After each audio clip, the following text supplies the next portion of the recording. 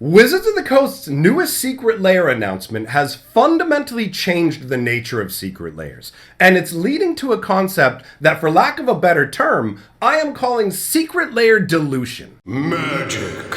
I am a wizard! History. I'm an old wizard! The magic historian. My bones hurt. Greetings!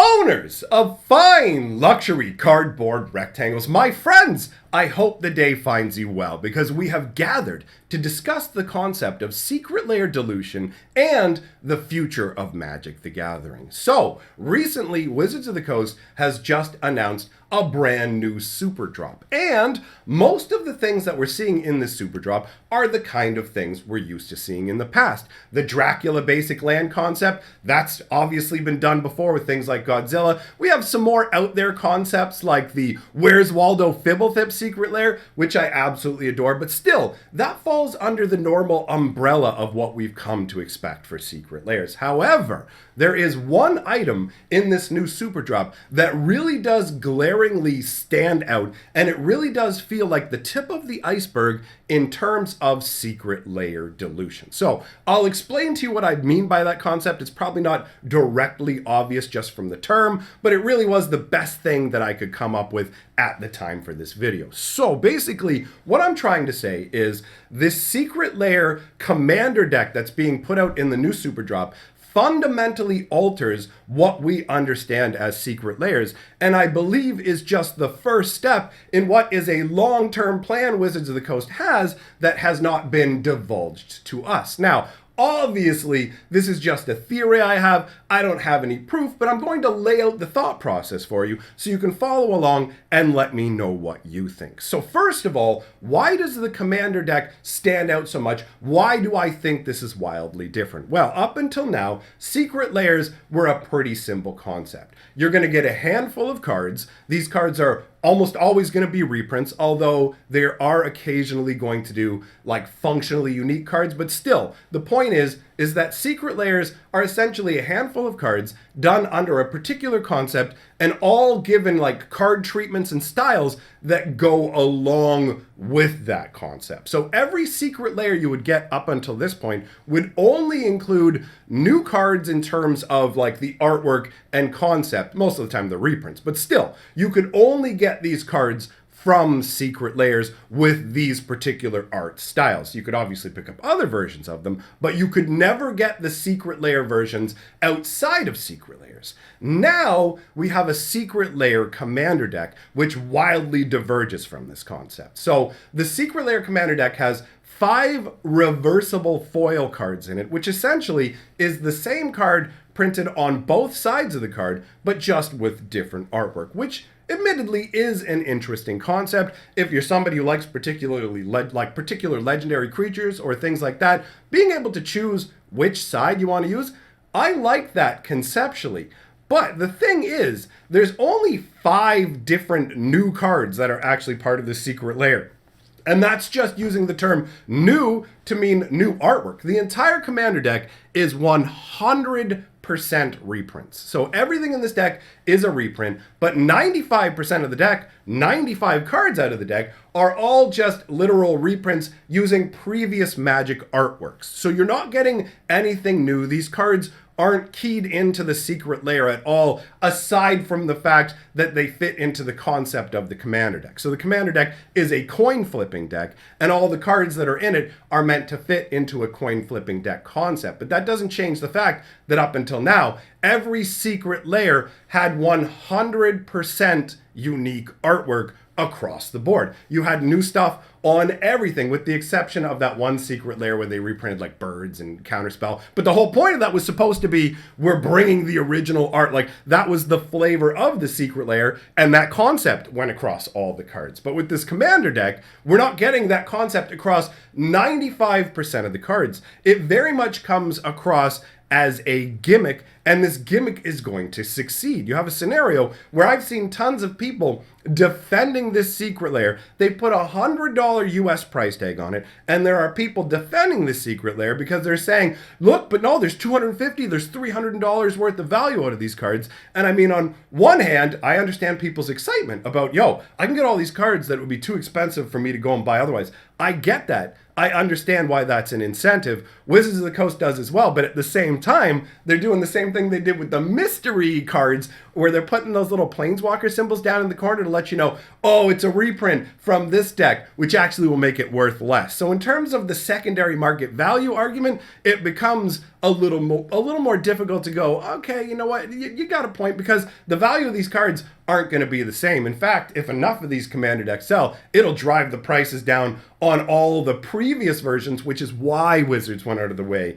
to put that little symbol on it, so that your newer version will get devalued further than the older versions. A lot of choices Wizards make are based on secondary market pricing and trying to keep the secondary market as high as possible. They'll never admit that because they can't, but that is genuinely how it comes across to me, and I'm very much of that opinion. So, some of you are probably saying, hey, I mean, what does this even matter? And the question really becomes, do you care about how much Wizards of the Coast is going to try and milk you for money, and how far we're going to go with this concept, right? Because understand, I want you to take the concept of this Commander deck and compare it to Commander decks that have already been made by Wizards of the Coast. So, think about the Commander decks that used to come out every single year, and each of these decks would have what? Anywhere from 20 to 30 brand new cards you had never even seen in Commander, adding new cards into the format. You got a bunch of cards with new artwork, new concepts,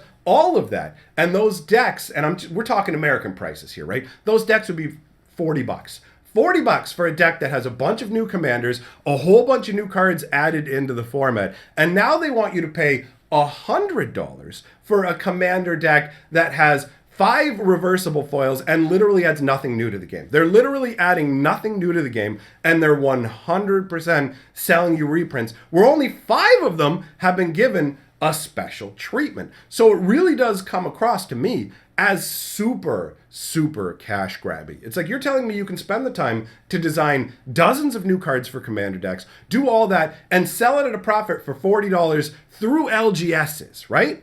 Then all of a sudden you're like, hey, we're just going to sell this commander deck for $100 direct. Think about the profit differential for Wizards of the Coast, right? You have a scenario where, okay, we make these commander decks, we get them to the LGSs, and we get our portion of that $40. But then the middlemen and the LGS get their share, everybody gets some money. Wizards of the Coast is just like, what if we were to charge 2.5 times the price and kept all the money for ourselves? And we don't even have to worry about paying for shipping because the customer pays for shipping, right? So obviously, from the inner perspective of Wizards of the Coast, doing things this way is incredibly desirable. If they can train you to buy direct from them in terms of things like commander decks, they're going to make way more money. And like I said, this is just the tip of the iceberg. By Secret Lair dilution, I mean, now what's the concept of Secret Lair? Secret Lair used to be buy a box set, every card in the box set will have special treatment. Now Secret Lair is buy something from Wizards, some of the cards will be special. There's a big difference just in that tiny shift. And where do we go from here? I want you to think back into the past if you've been in Magic for a while, and I want you to think about the old Mythic booster box, or Mythic, what? I can't remember the exact name of it. I believe they were like Mythic level booster boxes, but the idea was Wizards of the Coast would sell you a booster box that had particular special edition planeswalkers automatically inserted into the box. So if you buy this box, here are 8 special edition planeswalkers that we're going to include in this box. And then, boom, you buy the entire booster box from us, you get these planeswalkers. It's the only way to get them, right? Does that, right there, if you think about it, there's some serious parallels between these old Mythic level boxes that Wizards were trying to sell, the Mythic editions, and Secret Lair. And I really suspect that Secret Lair was birthed because the Mythic editions went all wrong. Those special box sets were super, super sought after. So what happened was Wizards of the Coast actually ended up getting sued. The last Mythic box set that was ever made, people wanted it so much because of the Planeswalkers that were included. Wizards of the Coast only meant to sell, they had only produced, and the numbers may be slightly off, but it will still give you an idea. They had only produced roughly 12,000 of these things, right? But there was some kind of mess up with eBay that they were going through, and all of a sudden, it allowed 50,000 orders for this box set to take place. And then Wizards had to go and cancel those orders, and a bunch of people got angry because in their head, if they had bought that like Mythic box, the cards in it were worth so much money on the secondary market, they would have made a bunch more money. So essentially, they turned around into a class action lawsuit where they come after Wizards going, because you told me I was getting this, and now I'm not, I have suffered a loss, here are my damages. Now, I don't think that too much came of that lawsuit, but you have to understand, it's not the end result of lawsuits that really causes a flurry of activity at Wizards of the Coast. It's the fact the lawsuit exists, right? Wizards of the Coast is owned by Hasbro, and Hasbro has some pricey lawyers and stuff, right? And they're also footing the bill for Wizards of the Coast loss, all this kind of stuff. So when Wizards of the Coast gets sued, Hasbro goes, what are you doing over there? Why are people suing you over a product? Let me get this straight. You're trying to sell Magic boxes and you're getting sued. Okay, smarten up. So Wizards of the Coast ended that product line. That lawsuit was the end of the Mythic Edition. But I don't believe for a second that it was Wizards of the Coast's plan to just let that cash cow go, because they were basically allowed to sell booster boxes for a considerably higher price point because they included particular special edition cards. So now you've got the concept of Secret Lair, and Secret Lair is very much exactly the same as those special edition Planeswalkers, right? You can do a check it out crazy Planeswalker one and people are going to buy it, tons of it, right? So then they go, okay, how do we bring this concept back like we had with the Mythic boxes, but not really let people know what's going on? So they start out with regular Secret Lairs, right? Where it's like, hey, just get these cards. It's this handful of cards. They're really cool or whatever. Hey, we wrapped it up into a super drop. You can buy all these different ones together. We've got foil versions. We've got non-foil versions. We got all these sort of things.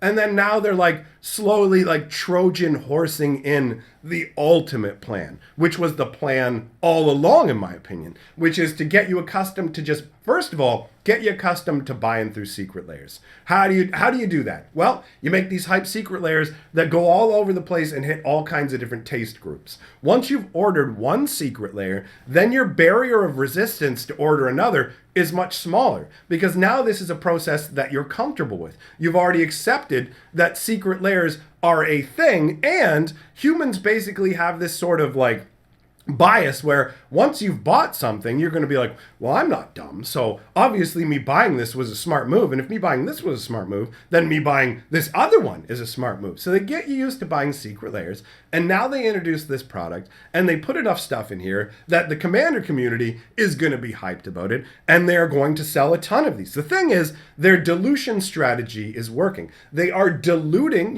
like dilution. It's like if you took a bottle of wine and you started to pour water into it, that wine becomes weaker. That's the concept of dilution. So they are diluting the concept now of Secret Lair from something where it's a box set where every card is special into a box set where 5% of it is special. The other 95% of it is literally them just selling you reprints. So they've gone ahead and go, well, these 5 cards, maybe we could sell for $30. So let's slap in all these reprints. We're selling just this reprint chunk to these people for $70. So this is where it starts. I fully expect to see a range of Secret Lair booster boxes. So you could see Secret Lair draft boxes, Secret Lair collector's boxes, Secret Lair set boxes, or even brand new Secret Lair booster packs, where the booster packs are randomized and you can get randomized Secret Lair cards from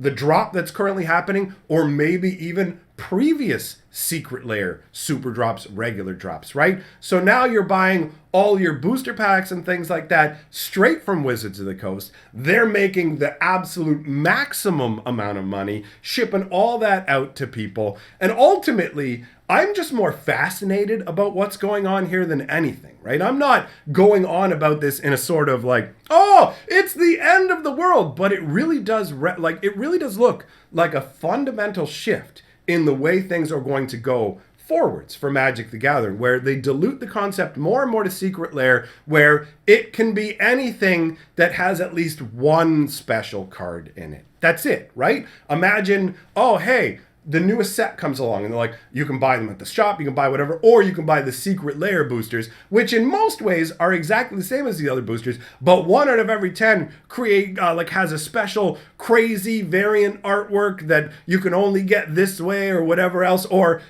even, hey, this is actually a functionally unique card that we're considering part of the set, the way they've been doing with other Commander cards. Imagine Secret Lairs where it's like, oh, buy this Secret Lair. It's got 4 booster packs in it. Each booster pack has cards from the newest set, and they're these super rare, super desirable, functionally unique Commander cards that are inserted to show up 1 out of every 100 packs or whatever it is. Like, the sky is the limit for this concept. This level of Secret Lair dilution is just the beginning, in my opinion. But I believe at this point, I have thoroughly encapsulated my thoughts on this, so let me know your thoughts in the comments below. Big thank you to all my patrons for supporting my channel, and I'm going to leave some fun links up on the screen so we can spend some more time together.